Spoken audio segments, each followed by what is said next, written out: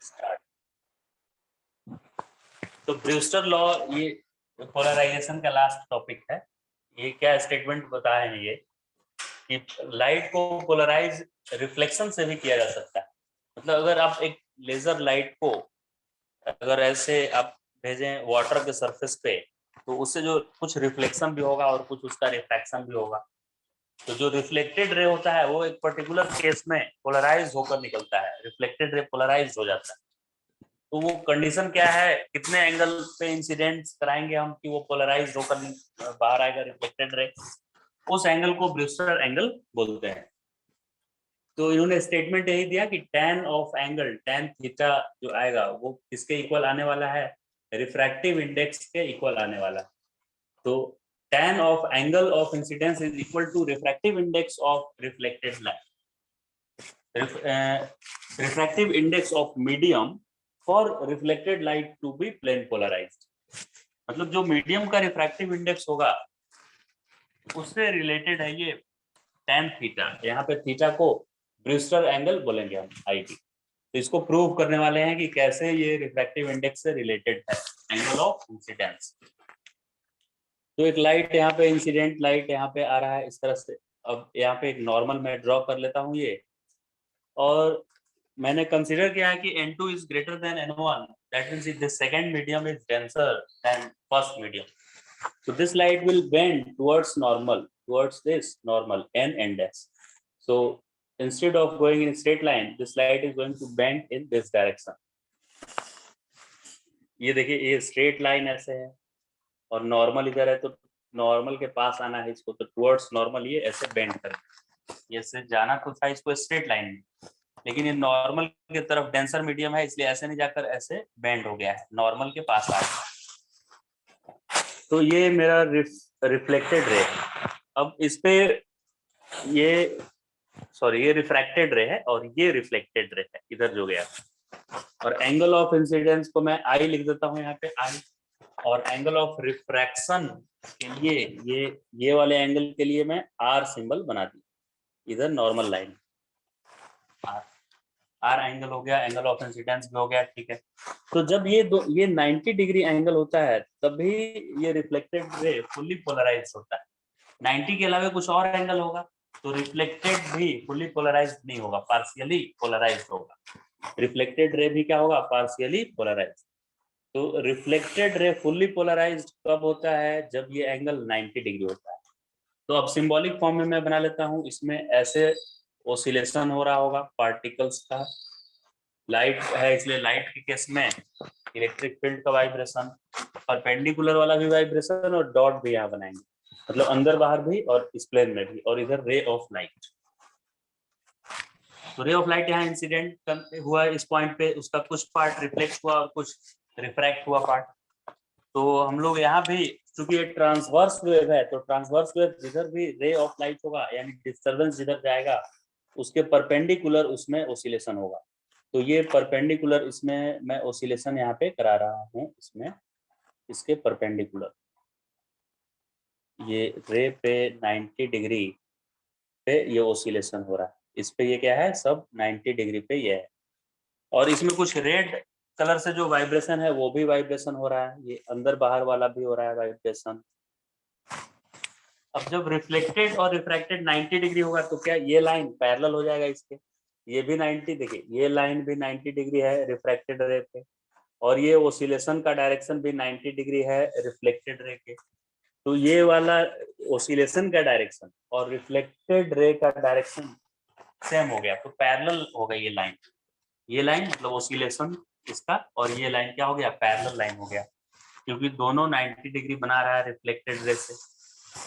तो इस डायरेक्शन में जो वेव निकलने वाला है उसमें ये वाइब्रेशन नहीं होगा, क्योंकि लाइट है ट्रांसवर्स वेव, तो उसमें वही वाइब्रेशन होता है जो perpendicular to direction of propagation of wave है। तो इसमें तो वेव इस डायरेक्शन में जा रहा है ऐसे, तो ये वाला तो उसके अलोंग हो गया, परपेंडिकुलर कहाँ हुआ, अगर इधर वेव जा रहा है तो इस तरह का वाइब्रेशन, इस तरह का वाइब्रेशन, तो अलोंग डायरेक्शन ऑफ प्रोपागेशन हो गया, तो ये वाइब्रेशन इसमें नहीं होगा। तो इसमें सिर्फ रेड जो मैंने दिखाया है अंदर बाहर, वो सिर्फ वाइब्रेशन पॉसिबल है इसमें, तो इसको मैं डॉट से यहाँ पे इंडिकेट कर दे रहा हूँ। यानी जो रिफ्लेक्टेड लाइट आ रहा है, रिफ्लेक्टेड लाइट, उसमें सिर्फ अंदर बाहर की तरफ वाला वाइब्रेशन ही रहेगा। क्योंकि ये वाइब्रेशन इसमें क्यों प्रेजेंट नहीं रहेगा, क्योंकि इसके लिए तो ये परपेंडिकुलर है रे ऑफ लाइट, लेकिन इधर अगर रे ऑफ लाइट जाए तो ये तो अलोंग हो जाएगा, इसके लिए अलोंग हो गया, और लाइट में अलोंग वाइब्रेशन भी होता है जिधर प्रोपागेशन है उधर, तो इसीलिए ये लाइट प्लेन पोलराइज्ड हो गया, यानी पोलराइज्ड होकर निकला इधर, पोलराइज्ड लाइट निकला इस तरफ, पोलराइज्ड लाइट। और ये कैसा था, अनपोलराइज्ड,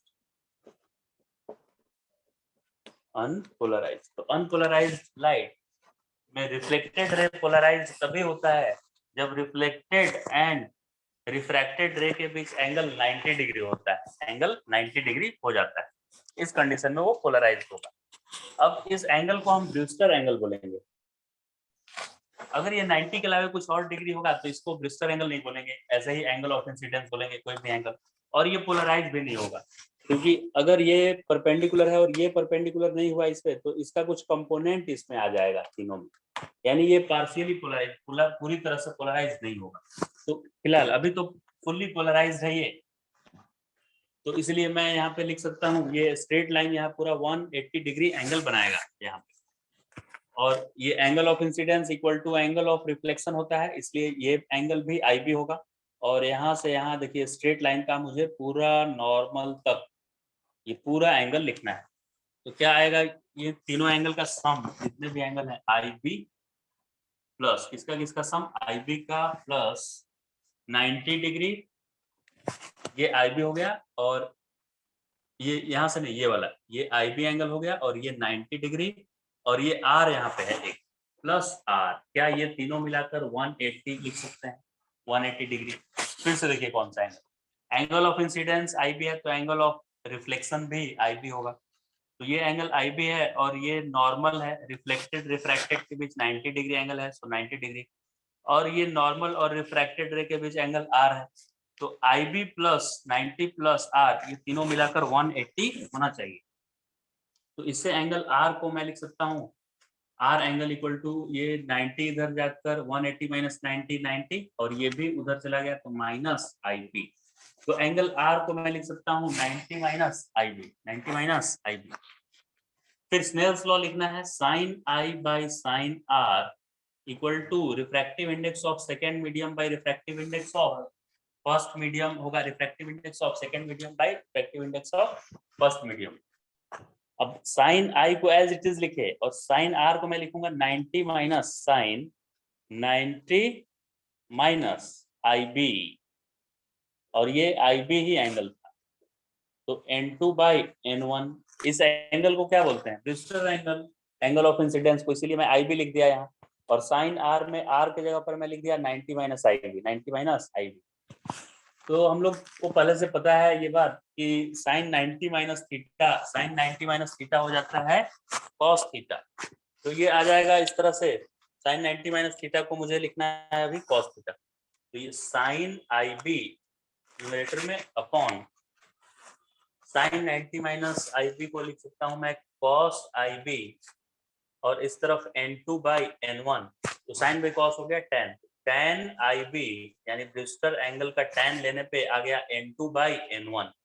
अब इसमें से अगर फर्स्ट मीडियम एयर हो जाए, ये तो जनरल फॉर्मूला आ गया ब्रूस्टर लॉ, अगर एक मीडियम से दूसरे मीडियम में लाइट ट्रेवल कर रहा है, लेकिन अगर एयर से और किसी मीडियम में आ रहा है तो एयर के लिए रिफ्रैक्टिव इंडेक्स, देखिए ये फर्स्ट वाला अगर एयर होता, first medium, and second medium, suppose second medium is water, तो for this situation we can write tan IB यानी tan of Brewster angle equal to N2, मतलब इधर का जो भी मीडियम है, अगर वाटर है तो वाटर लिख देंगे, और एयर में से लाइट आया है तो इसका 1 हो जाएगा, तो tan IB का formula refractive index of water आ जाएगा, यानी कि tan ऑफ ब्रूस्टर एंगल करने पे रिफ्रैक्टिव इंडेक्स आता है मीडियम का, वही तो इन्होंने स्टेटमेंट लिखा था कि tan of angle of incidence is equal to refractive index, ये वाला रिफ्रैक्टिव इंडेक्स के इक्वल आ गया। क्लियर हो गया Brewster law.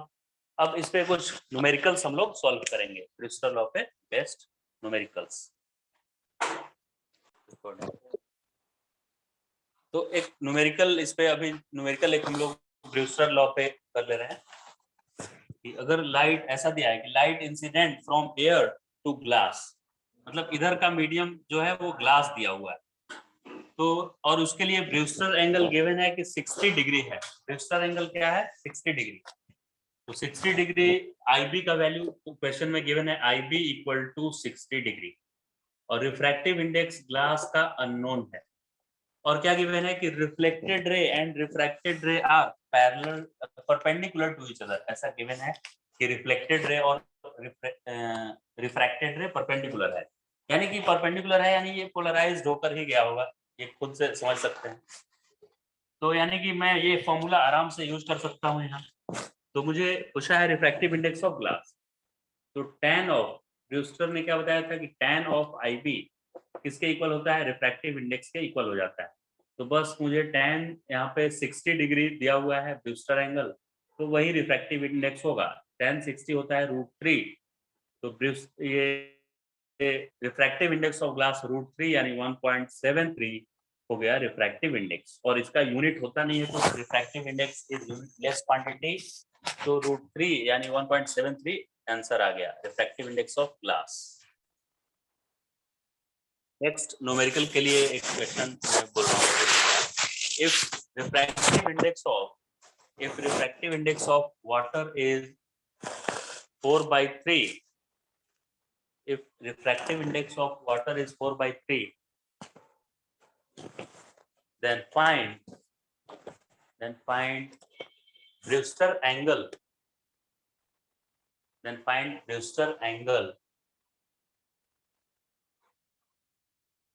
for air water interface,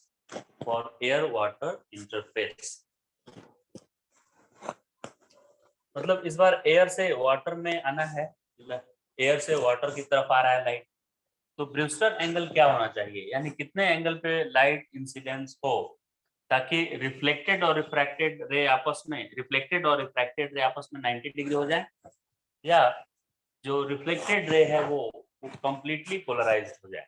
उसके लिए ब्रूस्टर एंगल निकालना है। रिफ्रैक्टिव इंडेक्स गिवन है इस बार, refractive index of water is 4/3।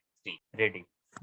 Question को सॉल्व करने के लिए मुझे इस बार एयर से वाटर में जा रहा है, तो एयर से वाटर में जा रहा है, तो और क्वेश्चन में बोला है कि ब्रूस्टर एंगल निकालना है, यानी कि लाइट पोलराइज्ड हो रहा है, तो मैं डायरेक्ट ब्रूस्टर लॉ से लिख सकता हूँ tan IB equal to refractive index of water. तो मुझे ये IB ही फाइंड करना है एंगल, तो tan IB equal to water का रिफ्रैक्टिव इंडेक्स होता है 4/3। अब tan कितने का वैल्यू 4/3 होगा वो लिखना है मुझे, IB equal to tan inverse 4/3। तो 4/3 tan 53 डिग्री का वैल्यू होता है। ऐसे याद करने के लिए मैं आपको बताता हूँ, एक ट्राइंगल बनाएंगे, राइट एंगल ट्राइंगल ऐसे बना लिए, एक उसमें एक साइड इसका 4 रखेंगे और एक 3, और ये साइड 5, तो जिधर 5 और 3 से बना हुआ एंगल रहेगा ना उसको 53 डिग्री लिखना है। जिधर 3 और 5 साइड रहेगा वो एंगल क्या याद रखेंगे? 53। तो यहाँ पे अब ट्रिग्नोमेट्री यूज करके सभी वैल्यूज लिख सकते हैं आप। अगर मैं बोलूंगा tan 53 कितना होगा, तो tan 53 बोलेंगे तो ये परपेंडिकुलर और ये बेस हो जाएगा, तो 4/3 लिखेंगे। tan 37 क्या होगा, ये 53 है तो ये ओबियसली 37 होगा, क्योंकि तीनों मिलाकर 180 होना है। तो tan 37 डिग्री अगर पूछेंगे तो ये परपेंडिकुलर ये बेस हो जाएगा, तो 3/4 लिखेंगे। वैसे ही साइन और कॉस का भी 53 और 37 का सारा वैल्यूज आप यहाँ से लिख सकते हैं। तो जैसा कि यहाँ से हम देख सकते हैं tan 53 4/3 है, और मेरा भी यहाँ पे tan इनवर्स 4/3 आया है, यानी कि आंसर 53 डिग्री हो जाएगा। यानी कि एयर से अगर 53 डिग्री पे मैं लाइट को इंसिडेंट कराऊंगा नॉर्मल के साथ 53 डिग्री पे, तो वाटर में जो रिफ्रैक्टेड रे जाएगा और जो वाटर सरफेस से रिफ्लेक्ट होकर रे निकलेगा, वो दोनों आपस में परपेंडिकुलर हो जाएंगे, परपेंडिकुलर, और रिफ्लेक्टेड रे कंप्लीटली पोलराइज्ड हो जाएगा। ठीक है, ये न्यूमेरिकल का, इस तरह का बहुत सारा न्यूमेरिकल आ सकता है ब्रूस्टर एंगल पे बेस्ड।